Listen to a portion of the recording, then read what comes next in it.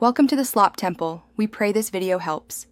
In this video, I will explain how to open your Subaru Crosstrek key fob. First, gather your tools. You will need a small flathead screwdriver or a coin and a fresh CR2032 battery. It's helpful to work on a clean, well-lit surface to keep track of small parts. This preparation ensures a smooth and easy battery replacement process. Now, let's open the fob. Look for a small notch, usually on the side where the emergency key slides out. Insert your flathead screwdriver or coin into this notch.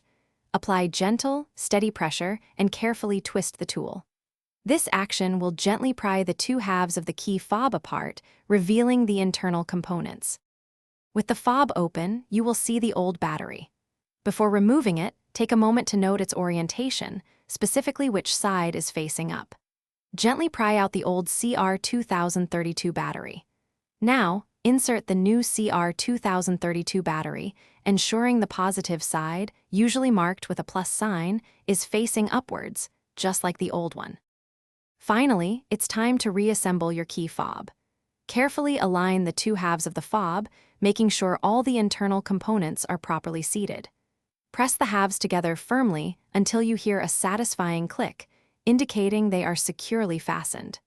Then, immediately test all the key fob's functions to ensure everything is working correctly.